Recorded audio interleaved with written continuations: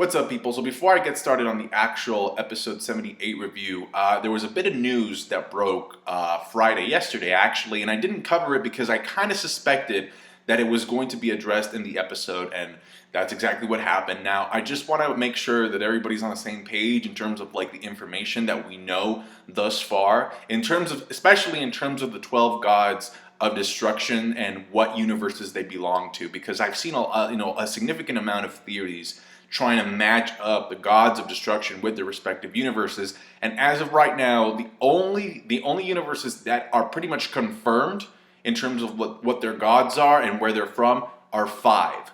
That's it. Just 5 out of the 12. So it's just 5 as of right now. The two obvious ones, the ones that we already knew, are Champa from Universe 6, Beerus from Universe 7. We knew this, okay?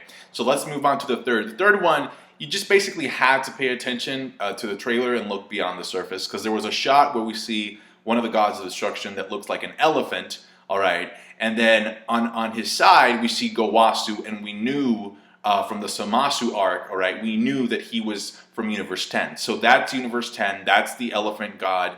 And then, and this was something that came out recently, and it was in the episode, Universe 9 are these cats right here, or rather like these wolves. And some of the names have been revealed. Obviously, we know that Basil is going to be fighting Boo. That's how the episode concluded. We know that the wolf with the scarf there is going to take on Goku, because we saw them fighting in the preview. And we also know that the Kaioshin's name is Rou, or Rou, and he likes making fun of other universes. And the god of destruction, his name is Sidra. And it translates to like apple cider, which is really cool, because like all the gods of destruction that we know of thus far have like some type of a name related to an alcoholic beverage. So Champa is champagne, Beerus is beer, and Sidra is this beverage right here. Now, if you look at the angel, I'm like, at first I was like, who the fuck is this? Like, this does not look like the character that we saw in the scans, right? Look at him, he was completely different. And so I looked, and the angel that was revealed alongside Sidra, a couple of weeks ago in the scan is actually the angel for the universe that has the fox as its god. Also, the official website for Toei Animation, which is the studio responsible for Dragon Ball Super, actually posted, when they posted the information for the characters of Universe 9, they also, they threw us another hint. They revealed a Kaioshin for Universe 11, and so what people did, it was obvious that this is what we had to do to figure things out, right? So we had the Kaioshin for Universe 11, so we matched him up in accordance to who he was standing next to, in what platform he was with, and it turns out that it's this guy right here. He's standing next to the clown god and Harley. So that is now confirmed to be Universe 11. And so like I said, it's only 5 universes that we know. 7, 6, 10, 9, and 11. That's it. Everything else, as of right now, is pure speculation. Now, when it comes to the episode itself, I thought the pacing was phenomenal. I mean, I did not expect the fighting to start this quickly. And in fact, we're not in the Universal Survival Tournament arc just yet. We're kind of like in the preliminaries, because Zeno, like future timeline Zeno, wants to know what the fuck this is all about. We're still kind of in the demo phase, but the fact that we just moved so quickly, 2 episodes in, boom, we got Majin Buu versus Basil, or Basil, whatever. They're gonna fight. And then another thing, and this is something that it crushed my soul in a way, even though I thought it was kind of funny, but it was ridiculous, because like Goku obviously wants to ask Vegeta to join. Vegeta says no. I told you I'm not going anywhere. But then Vegeta says, if you're looking for participants or somebody to join you, why not ask your son? And to me, it was obvious that Vegeta was talking about Gohan, but Goku, it's like, did he just forget that he has another son? Because he was like, oh no, Vegeta, I can't ask my kid. I don't think he's ready yet.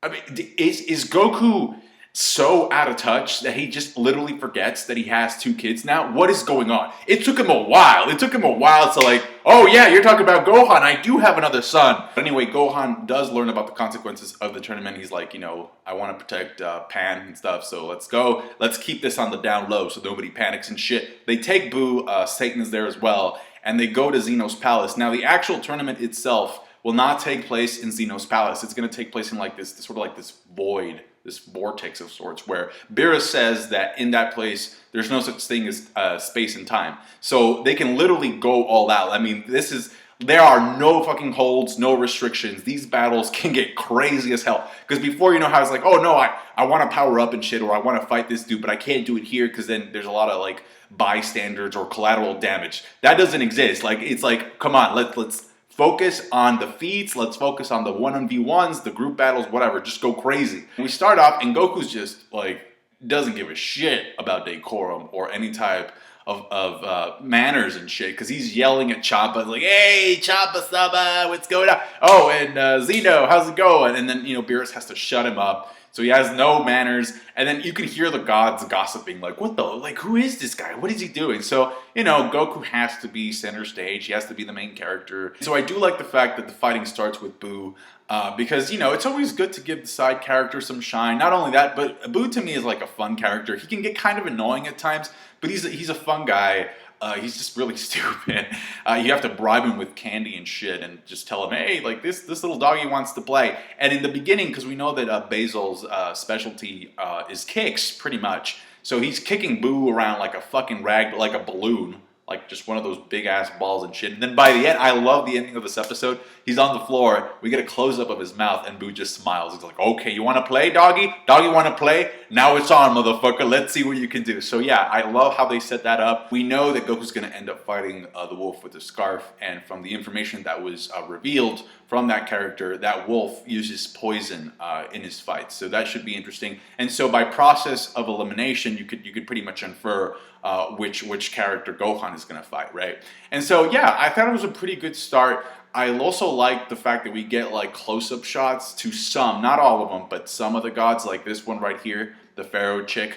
That's cool to see. Obviously, the one who's really, I think, in my opinion, the most interesting one would be the clown, just because I said this like way before like this arc even started. Like when we got the information that the tournament was going to be at such a big scale, I knew there was going to be one universe that was going to push Universe 7's buttons, and I guarantee you that's the clown verse, if you will. Universe 11. Although I'm pretty sure that the most obvious prediction would have been to place the clown in Universe 12, because 12 is the biggest number and it's the biggest threat or whatever. But yeah, it's Universe 11. Now, a question that I do have is, I'm not really sure what the consequences are of these demo matches. So let's say that Universe 9 loses.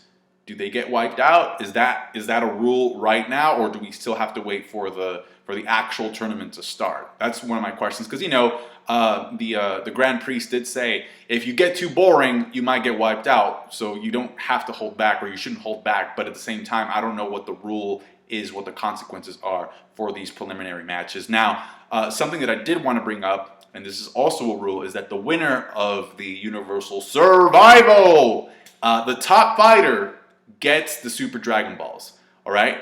And so that to me was kind of like a cop-out, but at the same time, I understand the stakes. So it's kind of like, okay, so if the winner, if the top fighter is a good person, all right, and by that time you can guarantee that, you know, a bunch of universes have been destroyed by Zeno, because there's a bunch of losers, right? There's only one top fighter. Then I guarantee that if the fighter has good intentions, the obvious wish would be, hey, like bring back those universes, okay? I'm not sure if that's like something that the Dragon Balls can actually do, but I would think that would be the most obvious wish. However, that's like the cop-out that I thought was like, okay, so death doesn't, or being erased doesn't really mean anything if the winner is a good guy. However, that's why you have to make damn sure that the winner is a good guy, not a sleazebag, or not somebody who has like selfish intentions, or like just somebody who wants like money or something stupid. You know what I mean? So that's what the tension building is about in this case, because otherwise it would just be about the erasing the universes. And I'm pretty sure you really do. Well, I don't know. Goku could probably wish for like a tougher opponent if he wins, because he's so obsessed with getting stronger. Like the universes could be wiped out, and he could be like, Zeno-sama, can you give me a tougher opponent? Fuck the other universes, I just want to get stronger. So with that in mind, I kind of get the feeling that the winner of the tournament will probably end up being Gohan. Maybe not by merit necessarily, not because he's the top fighter, but because something crazy went down and he was like the last one standing or something like that. But let me know. That's just a prediction that I have. Another question that I have is, do the gods get destroyed alongside their universes? You know, when Zeno erased universes, does he erase the gods of destruction as well? Because I'm assuming, judging by Beerus's reaction in this episode, I'm guessing the answer is yes. But I don't know. What do you think? Again, that was a pretty good start, pretty good episode. Thank you for watching. Like the video if you did. Subscribe to my channel if you haven't. I would really appreciate that. Helps the channel out. Comment down below with your thoughts. Thank you guys.